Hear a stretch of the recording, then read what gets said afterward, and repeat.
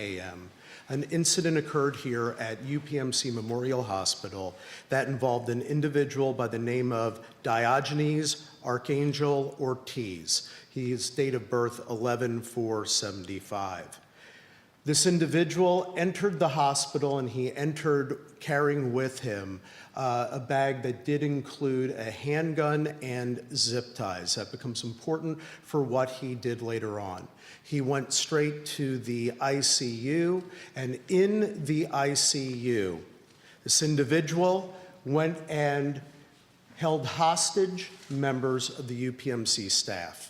In total, he wound up discharging his firearm and struck 3 members of the UPMC staff. One was a doctor who was grazed, the other was a nurse and a custodian who are in stable condition at this time. There was, from our understanding at this time, a 4th individual who fell and did suffer. The quiet halls of UPMC Memorial Hospital in York, Pennsylvania, were shattered by the sound of gunshots. What unfolded next was a harrowing tale of chaos, courage, and consequence. A story that would leave an indelible mark on the nation's consciousness. The moment that changed. Everything UPMC Memorial, a state-of-the-art facility opened just 6 years prior, stood as a beacon of hope for its community. With its sleek architecture and cutting-edge medical capabilities, it was more than just a hospital. It was a lifeline. But that morning, the promise of healing turned into a nightmare when reports of an active shooter began flooding emergency channels. Law enforcement arrived within minutes, sirens wailing through the crisp winter air. Officers from multiple jurisdictions converged on the scene, their faces etched with determination. Inside, panic rippled through the corridors as staff scrambled to secure patients and themselves. The hospital's lockdown protocol kicked into action, transforming what should have been a sanctuary of care into a fortress under siege. The gunman, a shadow of destruction. Details about the shooter remain sketchy, but one thing is clear. He brought destruction to a place where healing reigns supreme. According to initial reports, he barricaded himself inside the hospital before turning the weapon on himself. While some sources suggest his death was self-inflicted, others hint at a tense standoff with police. Regardless of how it ended, the mere presence of such violence in a healthcare setting sends shivers down the spine. But this wasn't just any hospital. UPMC Memorial is a cornerstone of the community, offering everything from cardiology to emergency care. Its transformation into a battlefield raises chilling questions. How safe are our hospitals? And who will protect those tasked with saving lives? Casualties of chaos. Thankfully, no patients were harmed, a miracle given the circumstances. However, the toll on hospital staff and first responders was devastating. At least 2 law enforcement officers and a nurse were injured during the ordeal, their bravery overshadowed by the bloodshed. One victim, critically wounded, was airlifted to nearby Wellspan York Hospital, underscoring the severity of the situation.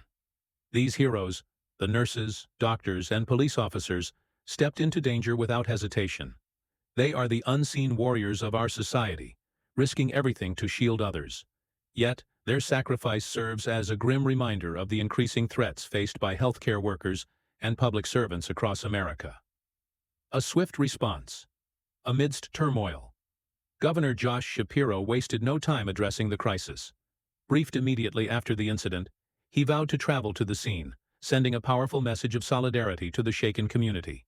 Meanwhile, local officials like State Senator Dawn Keefer and State Representative Seth Grove issued heartfelt statements praising the unwavering courage of responders.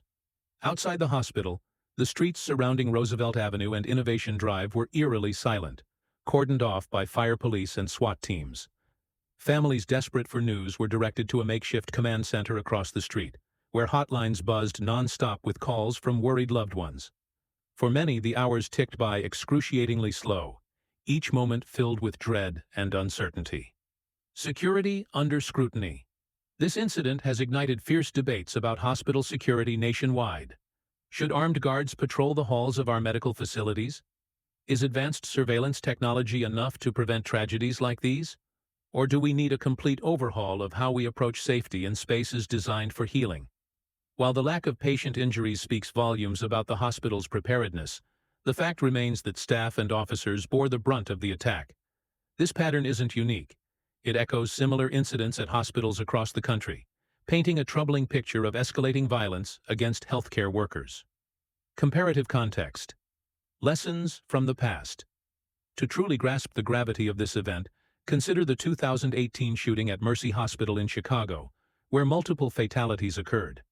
Though the outcome at UPMC Memorial was less catastrophic, the parallels are undeniable. Both cases highlight vulnerabilities in hospital design, staffing protocols, and overall security measures. As lawmakers grapple with solutions, they must weigh the delicate balance between accessibility and protection. Conclusion: a wake-up call for America. The shooting at UPMC Memorial Hospital is more than just another statistic in the growing epidemic of gun violence. It is a stark wake-up call, a sobering reminder that even our most sacred institutions are not immune to the darkness lurking beyond their walls.